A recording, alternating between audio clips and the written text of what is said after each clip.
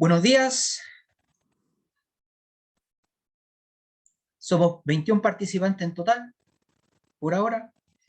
Deberíamos ser el doble o más, ¿ya? Vamos a comenzar esta clase sobre las leyes de Newton y sus consecuencias, ¿ya? Le voy a compartir pantalla.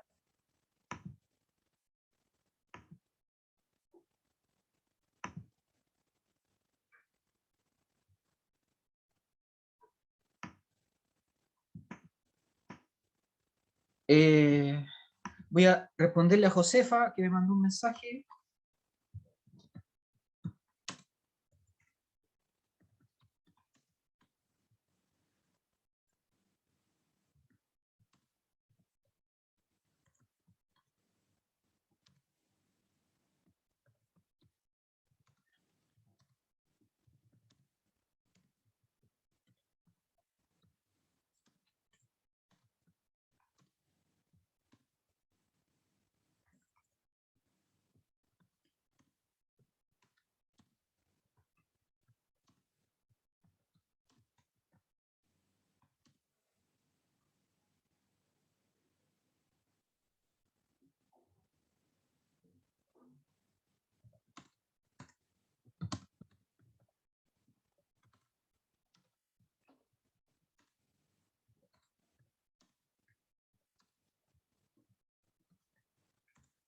Ya.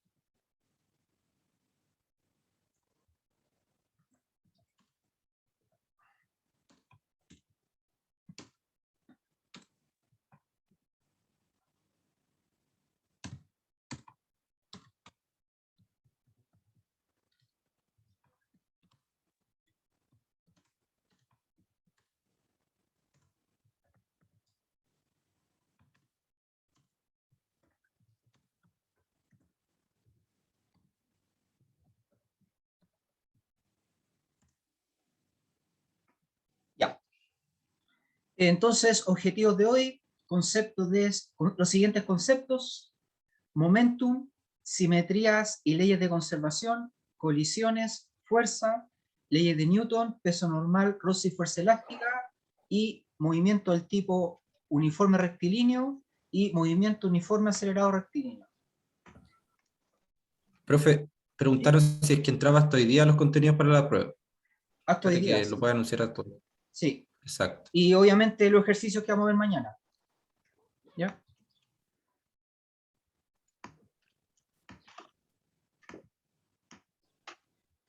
Entonces, primero veamos las siguientes definiciones. Definición de momentum o cantidad de movimiento. El vector P es igual a la masa por el vector velocidad. Así se calcula la cantidad de movimiento de un objeto individual. Por otro lado, puede haber un sistema o conjunto de partículas, cada uno con momentum P sub i, así que el momentum P mayúscula del sistema es igual a la sumatoria de el plural de momentum es momenta, así que es la sumatoria de los momenta individuales. ¿Ya? No se olviden que el momentum es vector, así que esta suma es suma vectorial, por lo tanto, eventualmente podrían anularse todos los vectores P y la suma podría dar 0. ¿Ya? La ley de conservación del momentum afirma que el momentum P mayúscula, momentum del sistema inicial, es igual al momentum final del sistema. Todo esto en un sistema aislado. Esto implica que en un sistema aislado el momentum total se mantiene constante. ¿Ya? Es decir, dentro de un sistema, la variación del momentum de un objeto se compensa con la variación de los demás. De modo que cuando se sume, la suma va a permanecer constante. Si fueran dos objetos, si uno aumenta su momentum, el otro lo tiene que disminuir para que la suma no cambie. No se olviden que son vectores. ¿Ya?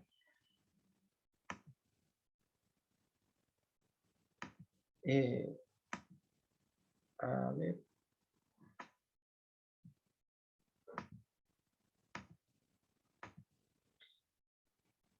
Existe una relación entre momentum y fuerza neta que la descubrió Newton, y es la siguiente: la fuerza neta siempre va a ser igual a la razón de cambio del momentum P mayúscula. Siempre. ¿Ya? Aquí dice F es igual a variación de P dividido por variación de T. ¿Ya? Es decir, dado que P es masa por velocidad para un objeto, entonces sería variación de la masa por la velocidad dividido por variación de tiempo. Eso significa que hay dos variaciones que debemos incluir. La primera es masa por variación de velocidad dividido por variación de tiempo, más velocidad por variación de masa dividido por variación de tiempo. Aquí aparece que hay gente en la sala de espera, esperen un poquito.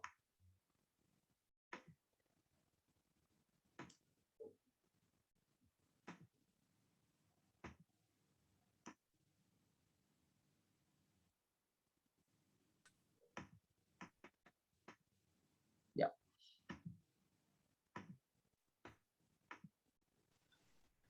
Entonces continuamos.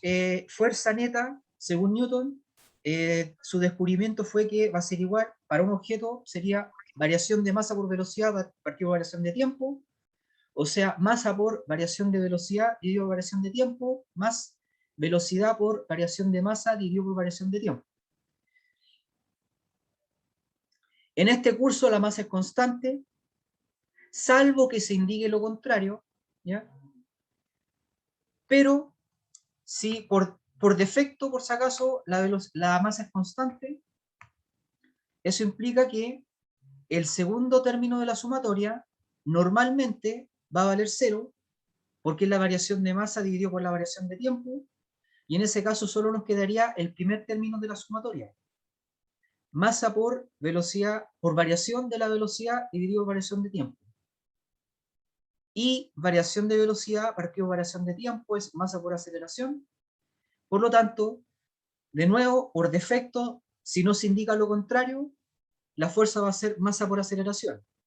Pero no hay que olvidar que lo correcto es la expresión general, que es fuerza igual variación de momentum partido por variación de tiempo. ¿Ya?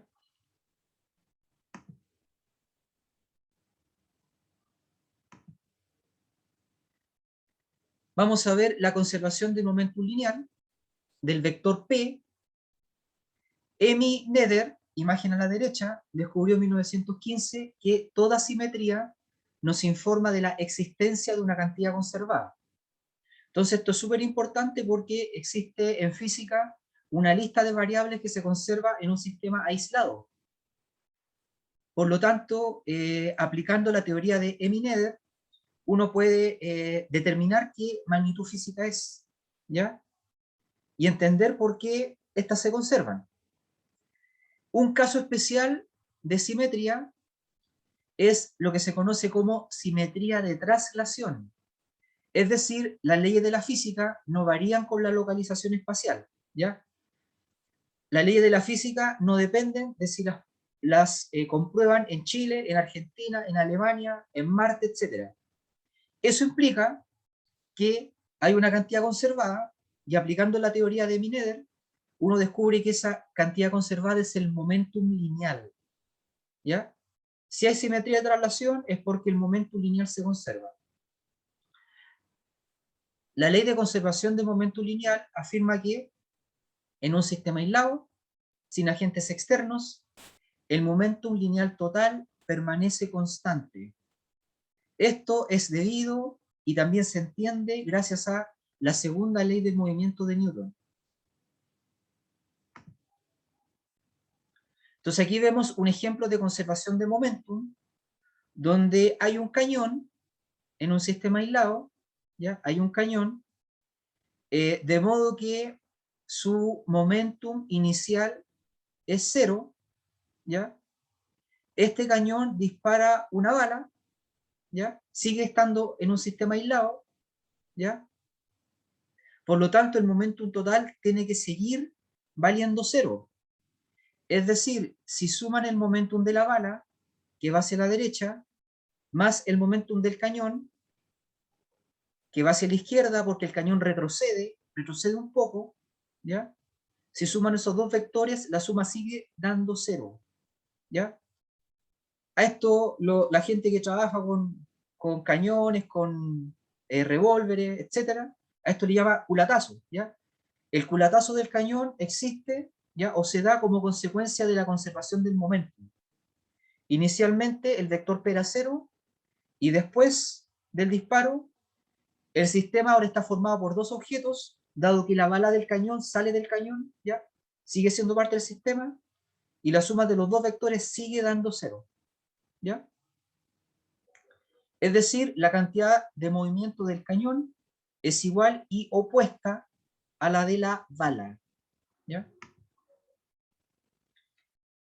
La conservación del momentum se puede utilizar para estudiar colisiones, ¿ya? Típicamente colisiones de dos objetos. Puede ser bolas de billar colisionando, ¿ya? O algo más interesante en el contexto de la química y farmacia, puede ser formación de moléculas, ¿ya? A partir de dos objetos. Por ejemplo, a partir de dos átomos, o a partir de dos moléculas también, ¿ya? Entonces, considerando un sistema aislado, al ocurrir una colisión entre dos cuerpos, se debe tener en cuenta dos consideraciones, y estas dos consideraciones nos permiten escribir dos ecuaciones. Una ecuación para el momentum y otra ecuación para la energía, ¿ya? Y aplicando estas dos ecuaciones uno puede obtener información útil, como por ejemplo la cantidad de calor, la cantidad de energía liberada en una reacción exotérmica, ¿ya? Solo escribiendo una ecuación para el momentum y otra ecuación para la energía. Entonces la primera ecuación afirma que, dado que el sistema es aislado, el momentum debe permanecer constante, o sea que su variación es igual a 0 en x, 0 en y 0 en z. Y la segunda ecuación, asociada a la energía cinética, nos dice que la energía cinética puede cambiar según el tipo de colisión. Ahora ustedes pueden preguntarse, ¿cómo puede cambiar si el sistema es aislado? ¿Ya? Lo que pasa es que se pierde energía cinética porque se transforma en otro tipo de energía. La energía total no cambia. Nunca la energía total cambia, pero sí puede cambiar un tipo específico de energía, en este caso la energía cinética, ¿ya?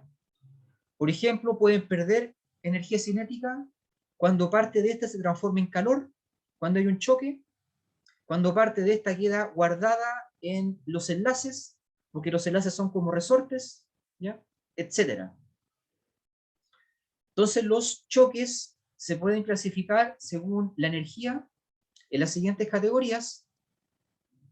En primer caso, choque elástico, cuando la energía cinética permanece constante. Ese sería un choque perfecto. La energía cinética inicial es igual a la energía cinética final. En segundo lugar, puede haber un choque inelástico, cuando parte de la energía se pierde porque se transformó en otro tipo de energía. Y en tercer lugar, un choque plástico, cuando efectivamente se pierde energía, pero, caso especial, se pierde la máxima cantidad posible de energía, ¿ya? La cantidad máxima posible de energía no es toda, sino que lo da la situación que estamos estudiando, ¿ya? Cada situación tiene una máxima cantidad posible de energía que se puede perder, que si fuera un ejercicio se diría, ¿ya? ¿Se daría algún dato para poder calcular esto? La máxima cantidad posible de energía. Si se pierde menos que la máxima, el choque es inelástico.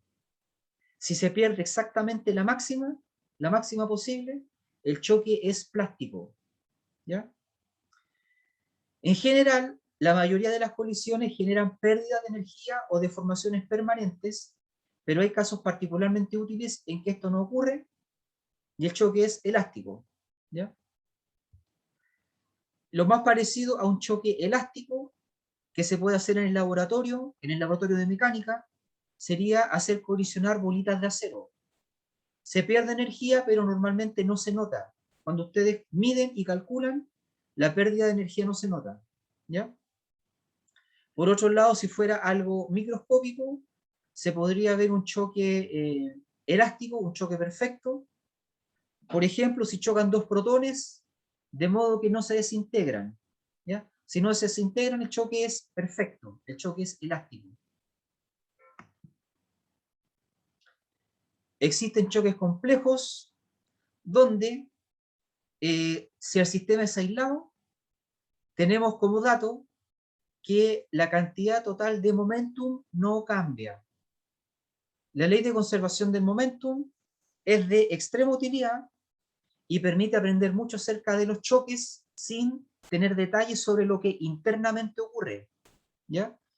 Y esto se puede estudiar en unos recintos especiales llamados cámaras de burbujas, donde hay vapor de agua, y cuando una partícula con carga eléctrica pasa, hace que las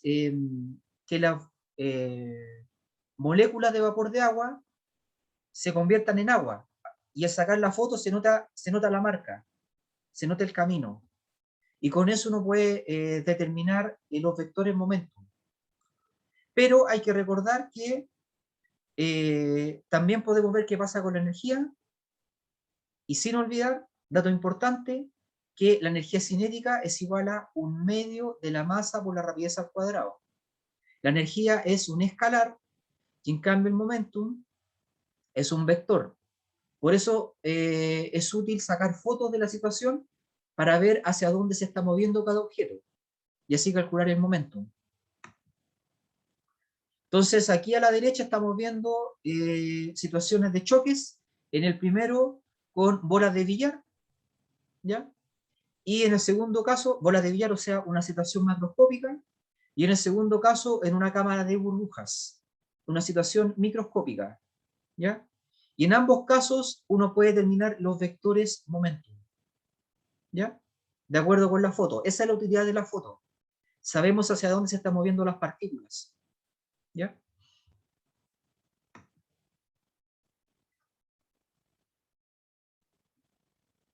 Profe, Sí, usted dijo que en algunos choques se podía desintegrar sí. los cuerpos que chocan, ¿o no? Si lleva, claro, pero no lo estudiamos en mecánica, son choques con mucha energía. Cuando eso pasa, eh, hay reacciones No se nucleares. conserva el momento. Sí, se conserva. El momentum sí. ¿Ya? Pero ¿por qué si después del choque no hay masa? Porque después del choque no hay No. masa, por eso, ¿sí? Sí, pues, y como No el debería momentum depende conservarse. de la masa, Claro, resulta que los fotones o partículas de luz tienen momentum, ¿ya? Pero eso ya es otra materia, ¿ya? Por eso se conserva el momentum. Pero como la fórmula que le estoy dando dice masa por velocidad, entonces, claro, con lo que le estoy explicando ahora, para la luz no se aplicaría. Pero la luz tiene otra fórmula, ¿ya? Que es con la longitud de onda y la constante de Planck, ¿ya? Pero eso es muy avanzado, no lo vamos a ver todavía.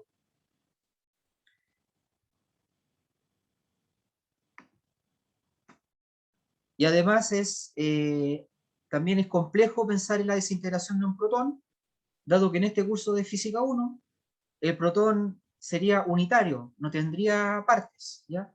Pero de verdad sus partes son quarks, pero también eso es más avanzado, ¿ya?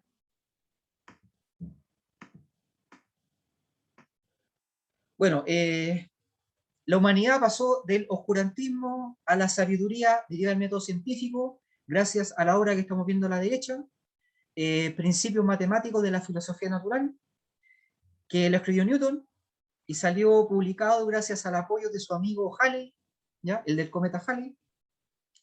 Y en esa época la gente hacía mucho de filosofía, imaginaba cosas y ponía sus ideas, pero no aplicaba el método científico, ¿ya? Entonces había diversas opiniones sobre lo mismo y todo se limitaba a creer o no creer, ¿ya?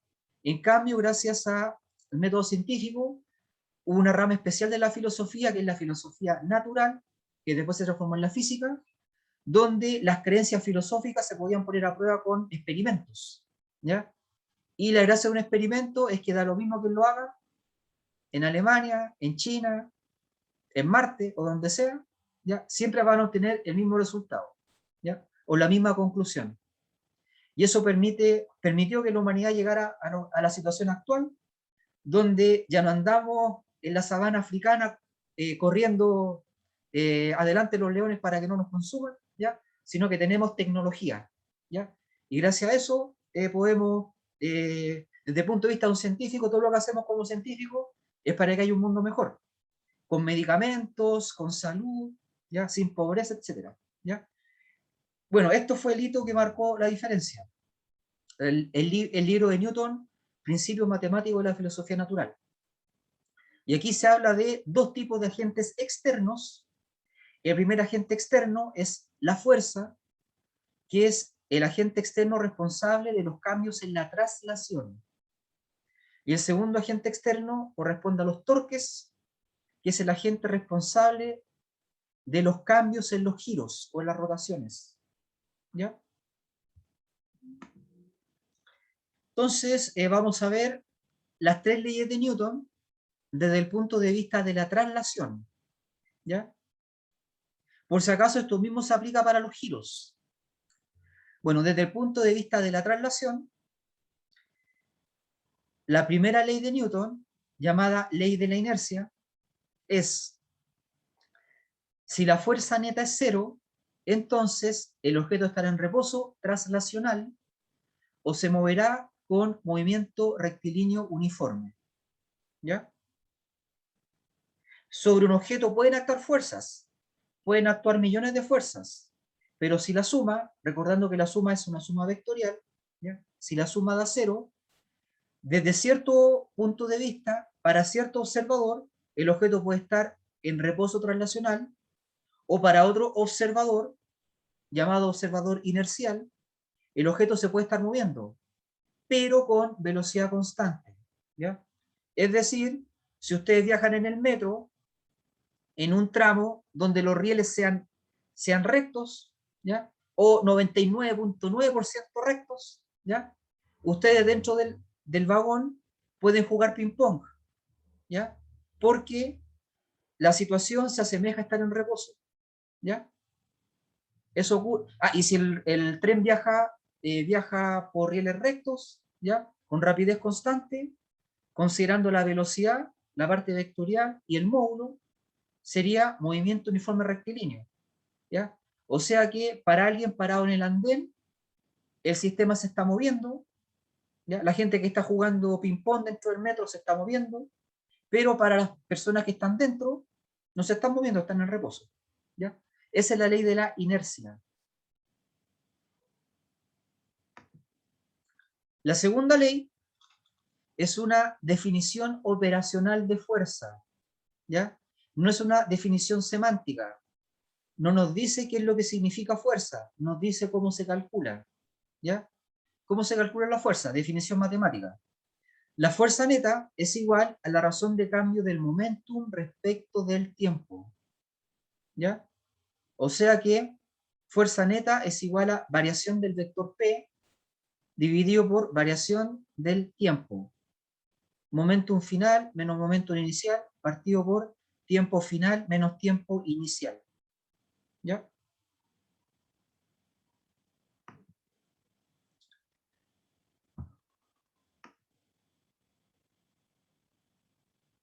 Cristóbal dice,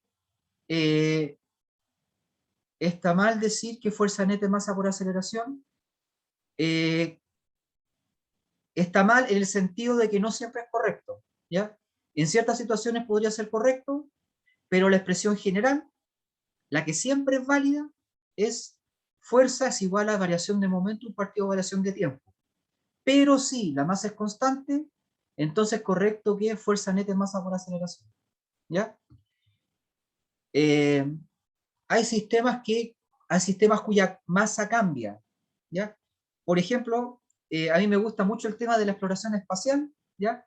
Y es algo, está en los límites de lo que la humanidad puede hacer ahora. Juntando toda la sabiduría de todos los científicos, está en el límite, tanto en el límite de la química por los materiales que se usan, límite de la física, límite de la biología, por las aceleraciones que los astronautas tienen que aguantar, etcétera, ¿ya? Entonces piensen que para que una cápsula con 3 tripulantes llegue o salga del campo gravitatorio terrestre, ¿ya? Se necesita muchísimo combustible, ¿ya? Normalmente, ¿ya? Si este fuera el cohete, ¿ya? Si este fuera el cohete, todo esto es combustible y aquí va la cápsula con 3 tripulantes. Todo esto es combustible, ¿ya? Normalmente, para enviar 3 personas a la Estación Espacial Internacional, que está a 400 kilómetros, ¿ya? Se requiere quemar 6 toneladas de combustible por segundo. Eso está en el límite de la tecnología actual, ¿ya? Algo mejor que eso hoy día no se puede hacer, ¿ya? Es mucho combustible para conseguir que apenas 3 personas lleguen arriba, ¿ya? Y eso tiene mucho que ver con el hecho de la segunda ley de Newton, que piensen que en este caso la masa cambia, ¿ya? Porque a medida que van quemando combustible, por cada segundo tienen 6 toneladas menos de masa, ¿ya? Entonces ustedes no pueden escribir fuerza neta es igual a masa por aceleración, ¿ya? Porque la masa va cambiando. Entonces la expresión correcta es en la segunda ley de Newton, que afirma que la fuerza siempre es igual a variación de momentum partido de variación de tiempo, ¿ya?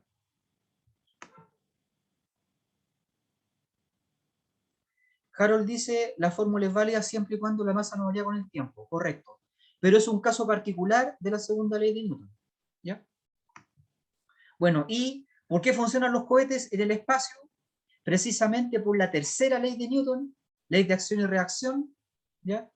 Porque las 6 toneladas de combustible que se expulsan tiene un momentum en cierto sentido, por lo tanto, el resto del cohete reacciona con un momentum en el otro sentido, y gracias a eso avanza, ¿ya?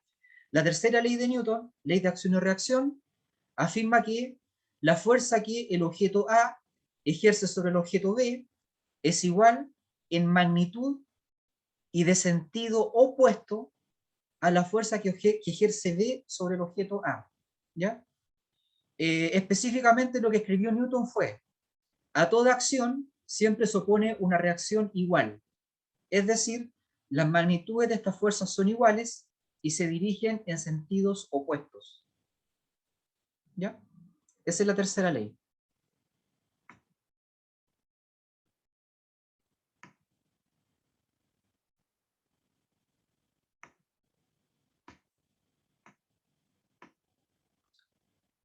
Ahora, ¿cómo se aplica la ley de Newton para determinar la fuerza neta sobre un objeto?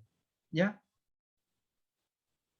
Para conseguirlo, se debe dibujar lo que se conoce como diagrama de cuerpo libre, ¿ya? Que es un diagrama donde se especifica el sistema de coordenadas en X y en Y, y eventualmente en Z, ¿ya? Donde el objeto se dibuja como una masa puntual, una pelotita, ¿ya? Y se dibujan todas las fuerzas que el objeto recibe. Solo las fuerzas que recibe, no las fuerzas que provoca, solo las fuerzas que recibe. Y ese es el diagrama de cuerpo libre. A partir del diagrama de cuerpo libre, se escriben los vectores fuerza, después se determina la suma vectorial, y eso se iguala, ya sea a cero, ¿ya? Si iguala a cero, si el objeto satisface la primera ley, ¿ya? O si no, se iguala a masa por aceleración, ¿ya? En ese caso, se iguala a masa por aceleración cuando sabemos que hay una fuerza descompensada, ¿ya? Cuando sabemos que hay una fuerza o una suma de fuerzas que puede vencer a las demás, ¿ya? Entonces, primero hay que recordar que la fuerza neta es la suma de todos los vectores fuerza. Después se hace el diagrama de cuerpo libre, por ejemplo, en un plano inclinado, que es la imagen que vemos a la izquierda, ¿ya? Entonces, en un plano inclinado, tenemos una fuerza que es la fuerza azul, ¿ya? Que sería el peso. Está la fuerza verde, que sería la tensión que transmite la cuerda, ¿ya? Y una fuerza roja, que es la normal, o sea, el vector que reacciona, el vector con el cual reacciona la superficie sobre la cual está el objeto. El vector rojo o normal es la fuerza de reacción de la superficie, ¿ya?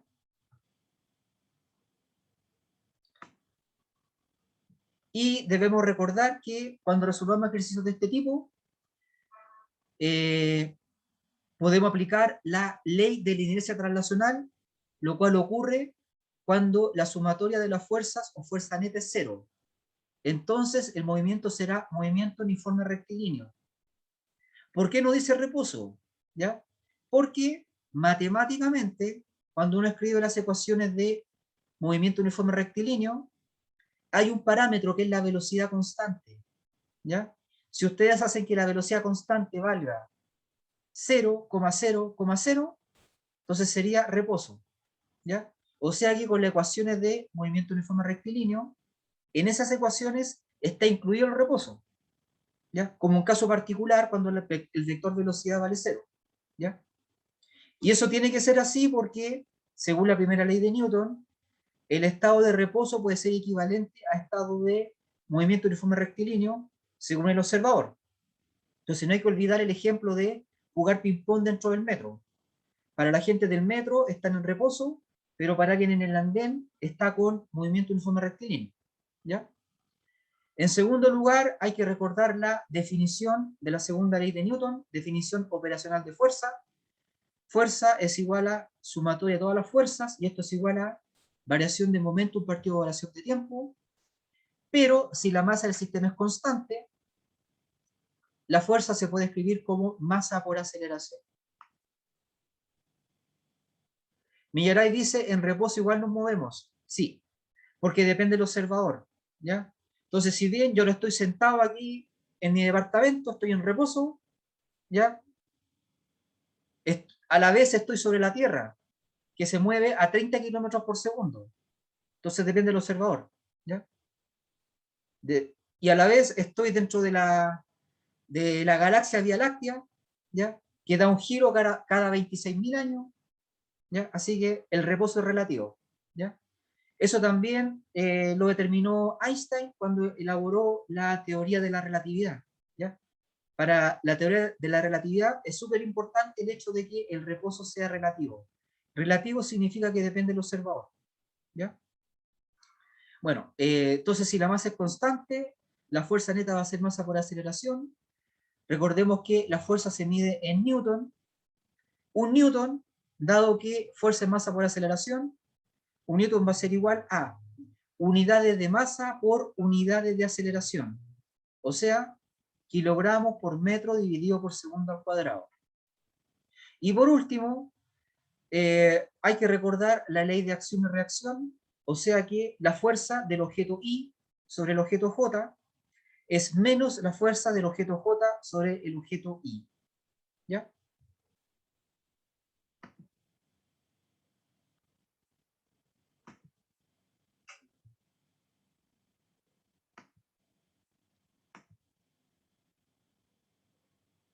Entonces esas son las tres leyes de Newton, la base de la mecánica, ¿ya? Y la base de cualquier teoría física más elaborada. Ninguna teoría física se puede contradecir con las leyes de Newton. ¿Ya? ¿Alguna pregunta?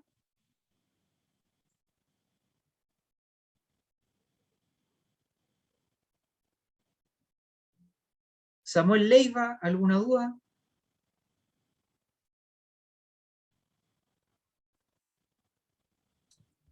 ¿Todo bien, profe? Yo. Diego León, ¿todo bien? ¿Ya? Jorge Segovia, ¿todo claro? Ya. Sí, todo bien. Entonces, ¿el momentum era vectorial? Sí, súper importante, es un vector. ¿Ya? Por eso eventualmente muchos objetos se pueden estar moviendo, pero la suma de la cantidad total de movimiento o momentum puede dar cero. ¿Ya?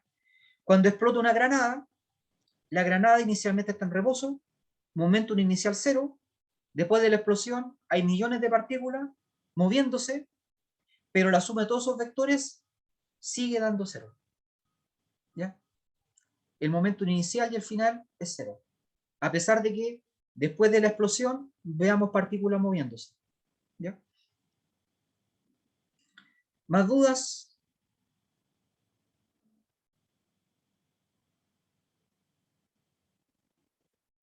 Ya, todo bien. Hacemos el intermedio de 10 minutos ¿ya? Hacemos un break. Entonces voy a apagar la camarita por 10 minutos.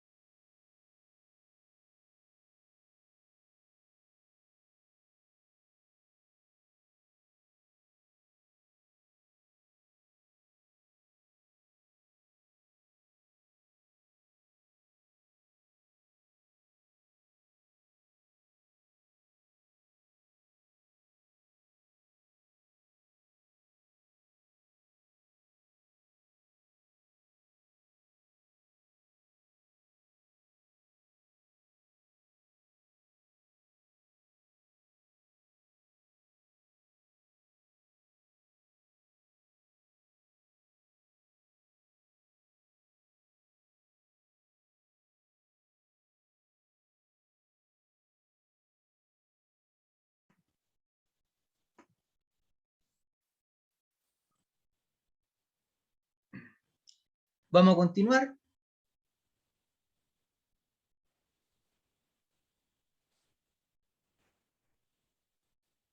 Entonces ahora vamos a ver casos particulares de fuerzas.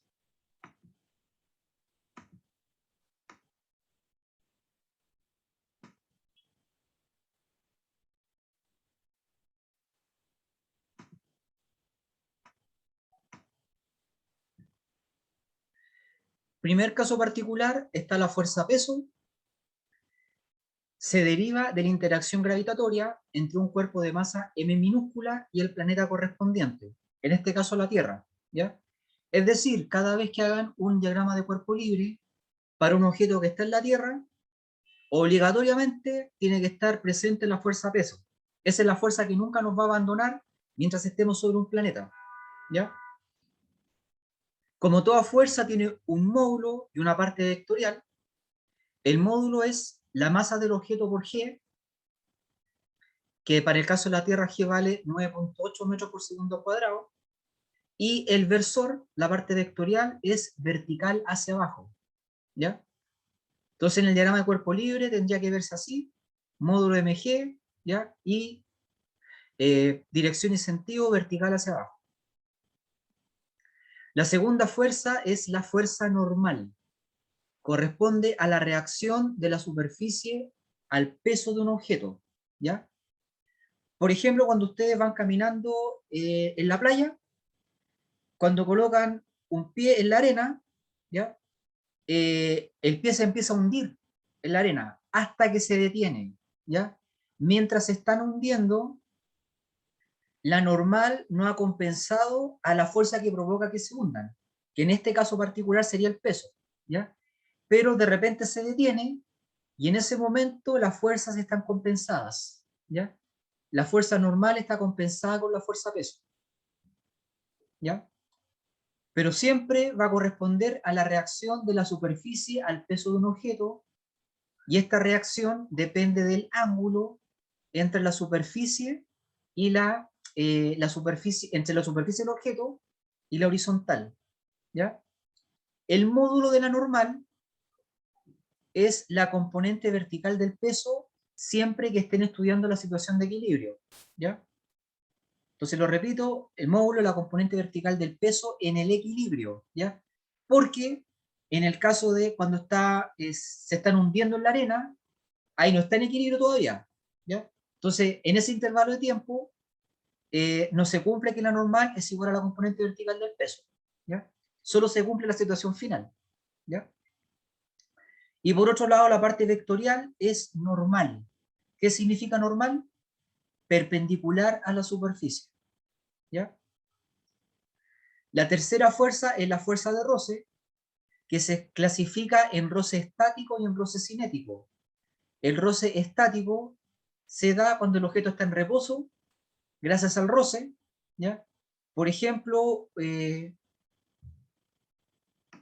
un objeto en reposo gracias al roce.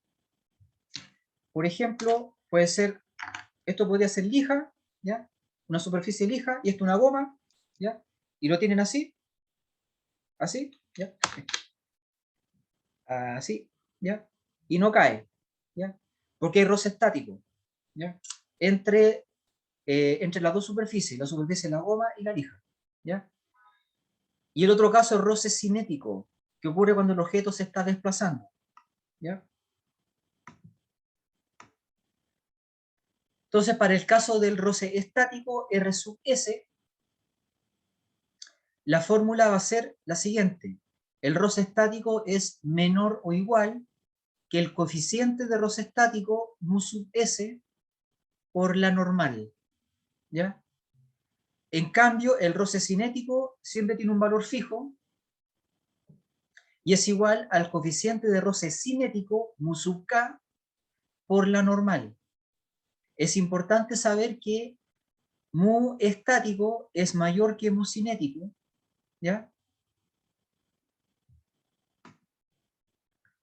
Cristóbal dice, para saber qué tipo de roce es, nos tiene que decir si el cuerpo está quieto o en movimiento. Correcto, ¿ya?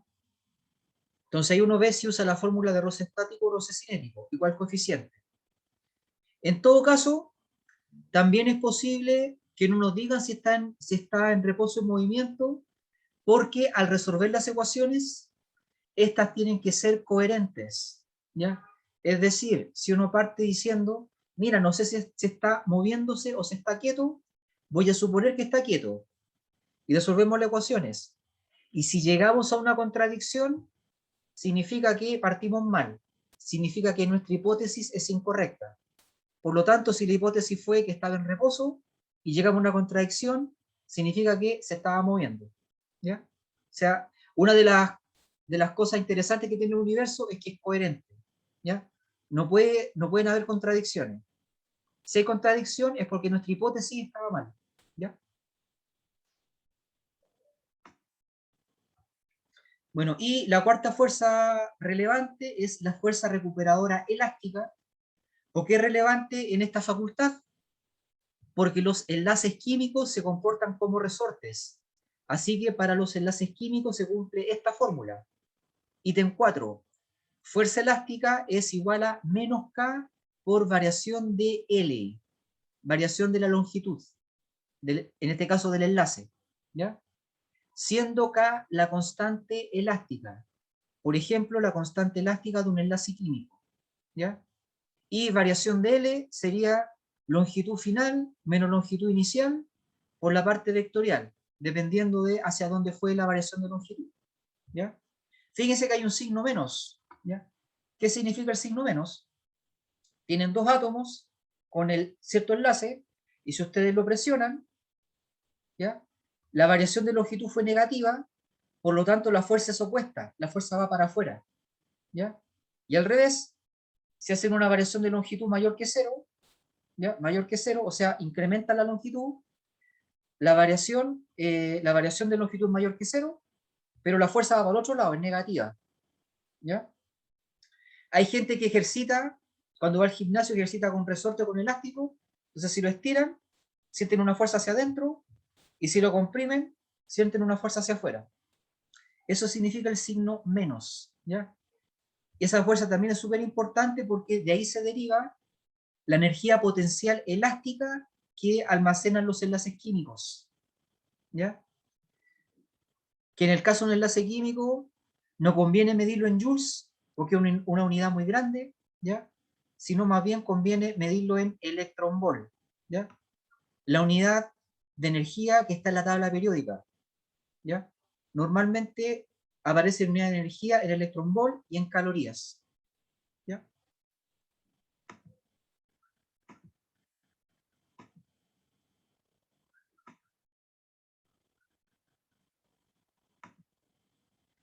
Y los efectos de una fuerza son los siguientes, porque existe una relación obvia entre fuerza y movimiento, ¿ya?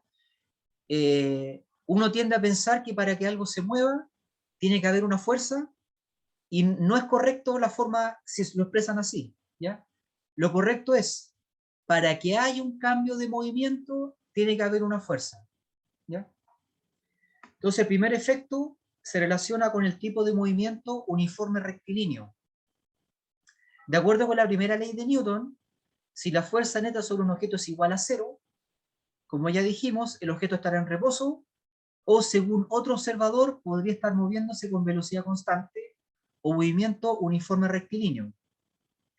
Así que el desplazamiento delta R en un tiempo arbitrario t será igual a velocidad por tiempo.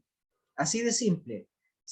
Porque la velocidad, como es constante, nos dice cuánto se desplaza el objeto por cada segundo. Así que el desplazamiento total va a ser velocidad por tiempo. Y dado que el desplazamiento es posición final menos posición inicial, cuando se despeja la posición final, la posición en el tiempo t, tendremos que R, la posición, será igual a R sub 0, posición inicial, más velocidad por tiempo.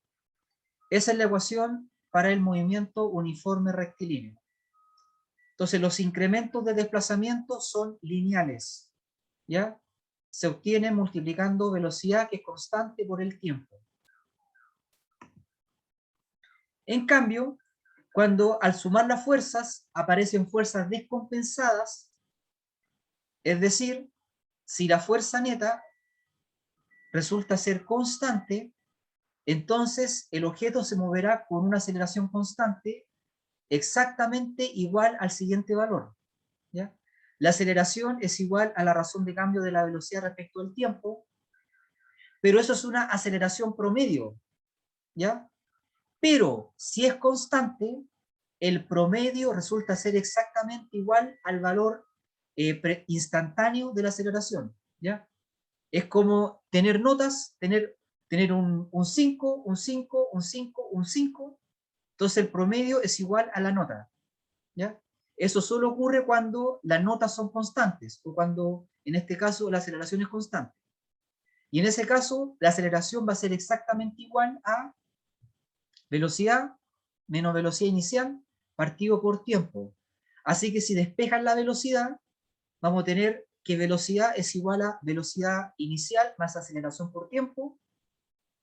Significa que el gráfico velocidad versus tiempo es lineal. La pendiente es igual a la aceleración, ¿ya? La velocidad crece en forma lineal respecto al tiempo, ¿ya? Y la posición en función del tiempo se expresará con una igualdad parabólica, ¿ya? Una relación parabólica respecto al tiempo, que sería posición es igual a posición inicial más velocidad inicial por tiempo, más un medio de la aceleración por el tiempo al cuadrado, ¿ya? Y además, la relación entre la rapidez y la distancia recorrida, en caso de que no tengamos el tiempo, pero sí tengamos la distancia recorrida, será igual a rapidez al cuadrado es igual a rapidez inicial al cuadrado más 2 veces la aceleración por la distancia.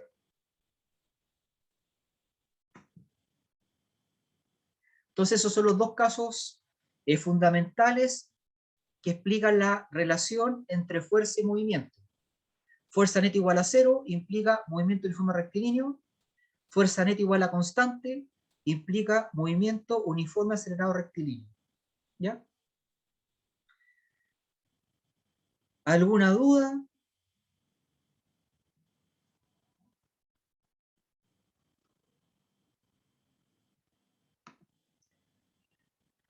Anco González, ¿alguna duda? No, yo estoy todo bien, profe. Ya. Usted escrito, de hecho. Antonia Millaray, ¿todo bien? Álvaro Eas. Yamili. Álvaro, ya. Ok. ¿Algo que agregar, Harold? ¿Algún comentario? ¿Algún tip? No, no, todo súper bueno. No. Ok. Bueno, entonces, si no hay más comentarios, no hay más comentarios. Ya. Dejamos todo hasta aquí. ¿Ya? La otra semana es la prueba. Recordar eso. Recordar, sí, recordatorio, el próximo, en 2 viernes más, ¿ya? Próxima Anda semana, bien. en la prueba. Y el día Claro. jueves tenemos ronda de preguntas y respuestas, ¿ya? Por si les surge alguna duda, resolviendo las guías, revisando la materia, ¿ya? Entonces mañana tenemos conmigo sección 1, seminario presencial, y sección 2 con Harold, seminario online, ¿ya? Perfecto. No hay problema. Entonces me despido, que estén Gracias. bien. Gracias, Harold. Chao, Gracias a profe, usted, un Iván. gusto. Hasta Chao, luego. gracias. Chao, Cuídese, profe, profe. muchas Nos gracias. vemos. Chao, Que estén profe. bien.